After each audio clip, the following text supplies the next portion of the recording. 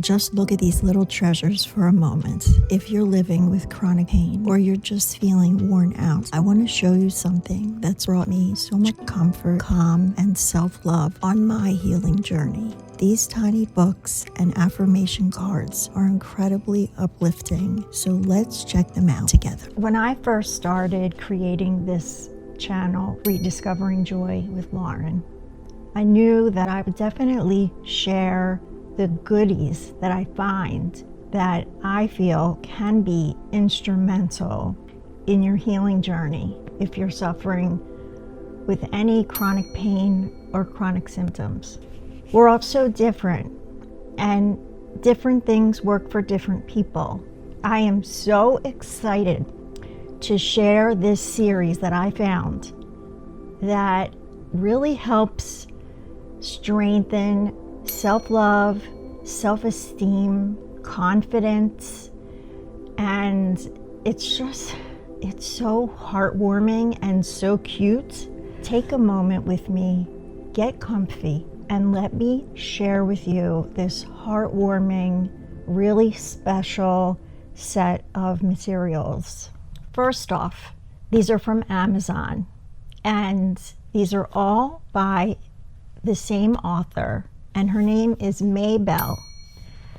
Maybelle Equa is how I think you pronounce it. She started off with one book about a little frog. Actually, I think this was the first one.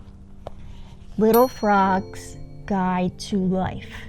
And it is so cute. The little frog in each book, he wears the she wears the coolest shoes, and which is so cute, and a mushroom head, and says the warmest things that make you feel so good, and some of them will probably make you giggle, which is always good for your health. So this is the perfect material when you are having chronic pain and you really need something that can distract you.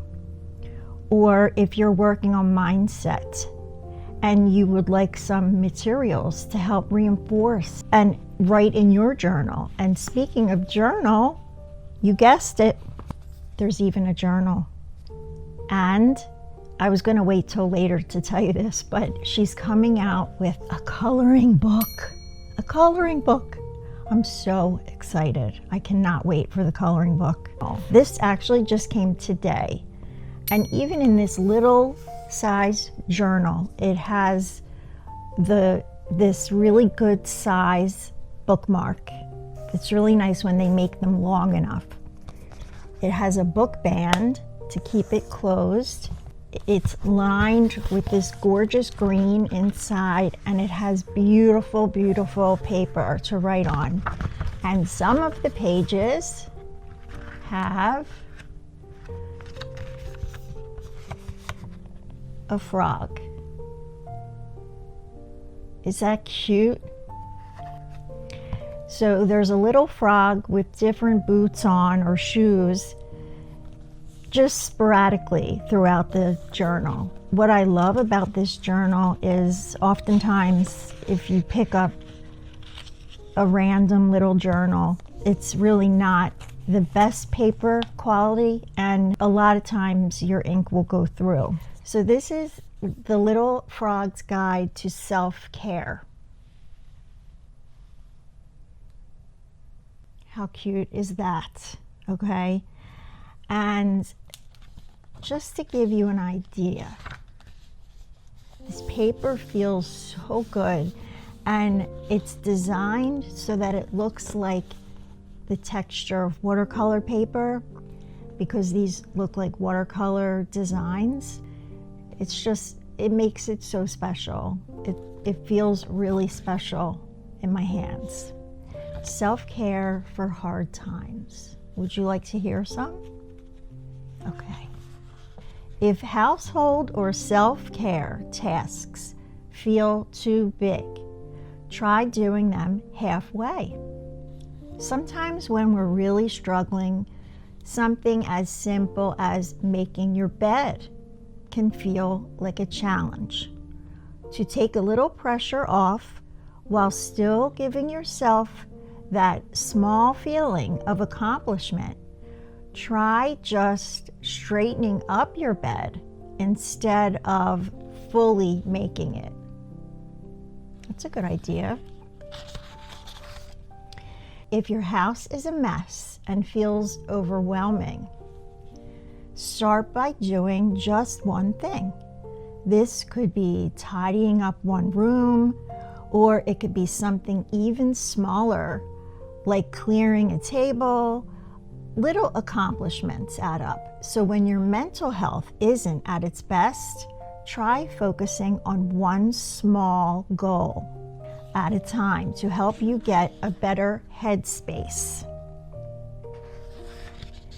If you have dishes piling up and you don't have the energy to clean them, we all know that feeling, right? Soak them in soapy water until you have the time or the energy. It will make cleaning them so much easier later. That's very true. That's definitely a hack I use if I can't get to something right away. If it's soaking, it's at least getting a head start.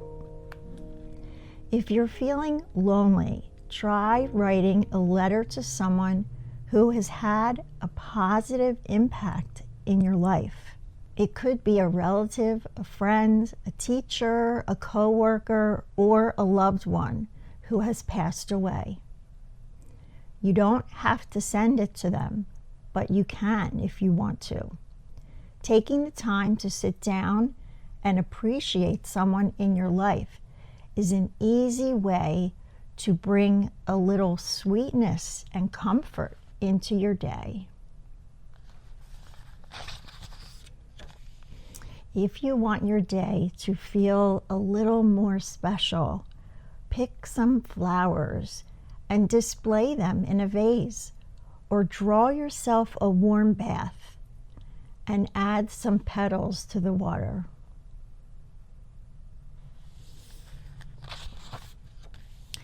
If you want to build a better relationship with your body, try thanking it. I love this one. Thank the parts of your body that you use a lot, or the parts that you judge the most. Maybe give yourself a little hug too. There he is hugging himself. Look at the shoes. I love it. So this is actually such a great activity right here. This self-hug is so comforting. It feels very satisfying. I definitely have given myself a hard time almost my whole life because of my scoliosis. It wasn't until I wrote a letter to myself. Anytime I looked in the mirror, I would just have hateful thoughts because of my spine growing in the shape of an S. Encouraging items really can help with things like that. And so can giving yourself a hug, thanking your body. When I actually wrote that letter to myself, I cried and cried, and I couldn't believe the release of those negative feelings that I've been carrying for myself because of my back for so long. That really encourages me to help you because I know you're hurting. And when we're hurting, we can use encouragement and we can use someone to offer comfort and to share things like this so you know about them. And they can help you not have to stay in this place that you're in, this lonely place where you might feel helpless or completely discouraged. I know how that feels. These are just little tools that can help you as part of your whole practice of healing. This actually is another item I wanted to show you. It's a box set of cards.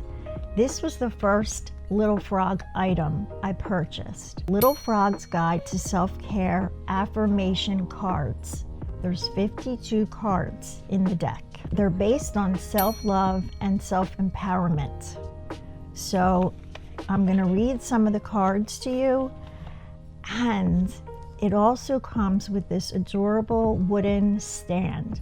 So you can set a card right on the side table where you usually sit or lie down, and that way you can always see the card. If I were you, I would put a card, one of your favorites, in the bathroom on the mirror, so you see it every time you go in the bathroom, and read it out loud and really feel what it says.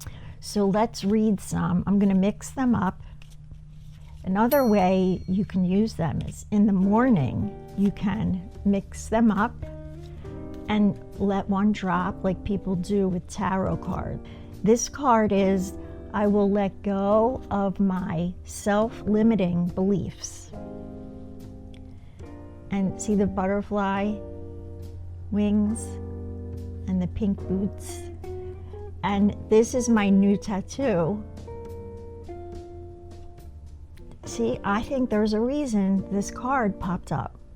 That's how I think. Here's another one. I am allowed to feel the emotions moving through me, and I am allowed to let go of them when I'm ready. That is amazing. That is something, look at the boots. That is something that I've talked about in videos, how important it is that we feel our emotions instead of being scared of them or feeling like we're not allowed to show them. I am smart. Now look how cute that is, please. Look at the boots. It's in the pattern of the paper. How cute is that? The detail that went into these cards is incredible. And this really made me smile when I saw this card. I am on my own timeline. I will not compare my journey to anyone else's. It's so true. We can't compare our journey to anyone else's. We might be really hurting and thinking, why me? We really don't know what anyone else is going through, and we all have our own path. My light just went out. I forgive myself. This one is so pretty. I forgive myself. If you are on a healing path, it's important that you forgive yourself.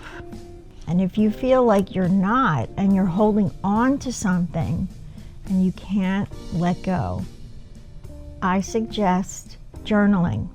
And you don't have to be formal about it, and it doesn't have to be in a fancy book, but it does have to be your thoughts out, and just dump it out on the paper, however it comes out. And if your hands hurt too much, when that would happen to me, I would start using my voice recorder on my phone and just talk right into that, just like a talking diary. It's very releasing and cathartic. I think you should give it a try and let me know how it works out for you. If you feel physically up to this, another way to release some of that feelings that are hard to let go of, like frustration or even anxiety, there's a bouncing movement that you can do. It's exactly how it sounds. I know it sounds weird, but it works. You just stand in place and start bouncing as gently or less gently as you like. You don't want to go too crazy, but just bouncing, not jumping, bouncing. And, involve your arms and everything. It's a somatic exercise that truly releases this energy inside, and you actually will feel relief afterwards. So loving and so supportive. And I will be back with more to help you get back to your life, feeling your joy, feeling your confidence and clarity. I'm here if you have any questions. I'm sending you so much love and healing light. Namaste.